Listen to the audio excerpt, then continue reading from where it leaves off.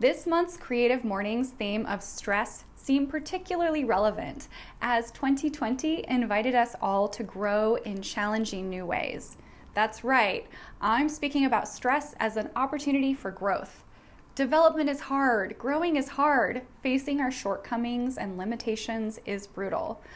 But just like stress to a muscle causes it to get stronger, I believe the events of the past year have invited us to be more compassionate, understanding, and just.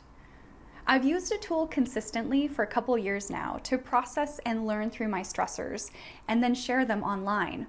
I create these poorly drawn charts for Instagram to quantify and describe observations and assumptions that I found challenging to convey with words.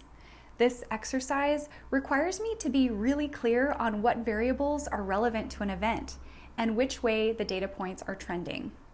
Getting rejected by a person you're dating stings, but when you share that very universal experience of rejection with your community and are able to laugh at yourself in the process, it becomes an opportunity for solidarity and connection. In the past year especially, people around the world were simultaneously experiencing a pandemic together, while in many cases being isolated in their homes. Sharing that experience and hearing other people say, "Yes, I'm going through this too," provided rare bits of joy in this confusing time. Remember March 2020?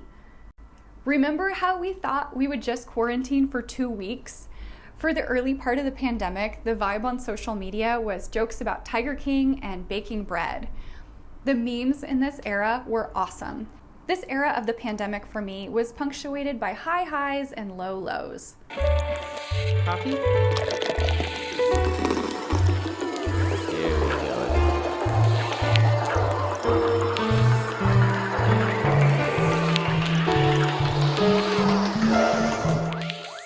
My identity and sense of purpose has always been connecting people and creating community. I've always deeply felt that human connection was better than spending time alone with screens.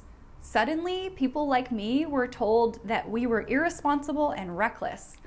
I truly couldn't make sense of this alternate reality and wondered if this new world of isolation and screen-based communication was where our whole society was headed. The early part of the pandemic for me was navigating how I could show up in the world in a way that felt sincere and authentic, while also processing this dissonance I felt around people viewing each other as dangerous vectors. Hearing that my desire for connection was wrong and selfish was incredibly stressful, and I found myself frustrated to see behaviors that seem much more dangerous being lauded as virtuous. I tried my best to zoom out from the experience and see the humor in people going door to door to hand out lawn signs that said, "Stay safe inside," or people traveling internationally while posting memes telling people to stay home. I think in reality, we were all stumbling through 2020, making it up as we went. What a weird time to be on the internet. Reframing these observations and capturing the absolute absurdity of our coping mechanisms and interpretations of health guidelines brought me joy and made me feel like there was still plenty to laugh about, even in pretty dark times. I made this chart where people could place their blame for the pandemic somewhere and come up with a way to shame them, arbitrarily based on the letters of their name. I wanted to turn the joke on people pointing fingers and demonstrate how silly it is to blame the spread of a disease on any one person or country. Up to this point, I had shared my charts to process pretty silly stuff. I made jokes about COVID tests and virtual dating. And then George Floyd was murdered. Staying home was no longer the heroic option, and for many Americans, staying home wasn't even enough to protect them from being killed by the police. While I thought of myself as a progressive and aware person, never before had race been so front and center in my awareness. I'd never really talked about race before, particularly not on the internet. It wasn't coincidental that I had avoided the topic though. I was so scared to do it wrong and scared to get called out for doing it wrong. This was the moment when white people were called on to show up and talk about race. Processing and sharing what I was learning at this time helped me make sense of it. But more than that, I felt the role I could play was to model the work that all white people could be doing. Sharing online at this time was incredibly conflicting. Isn't this the time for me to shut up and listen?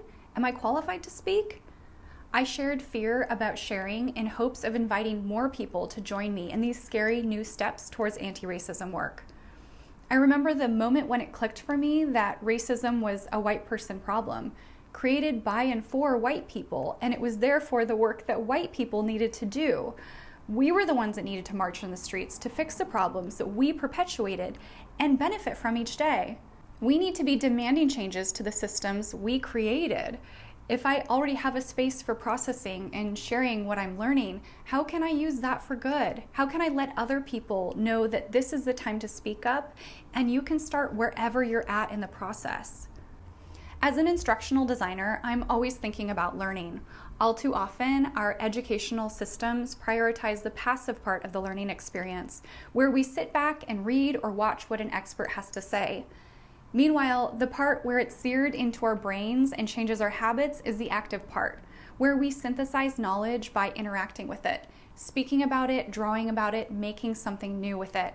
Yes, keep going to lectures. Keep reading books by people with lived experience and expertise. But after you've done that, talk about what you're learning. My invitation to you is to lean into your outlets for processing your experiences, particularly during challenging times. Then share your work. With any luck, your community will allow you the grace to explore your ideas. If I had experienced the events of 2020 without the practice of reflecting, quantifying, and inviting people to challenge my assumptions, I wouldn't have gained as much from the year. My hope is that the incredible events of the past year will have changed us profoundly, that we will know the value of connection and the impact of standing up for injustice, that we will continue to hold each other accountable to speak up, even when it's scary, and that we will have the humility to accept when we are wrong and that we still have work to do.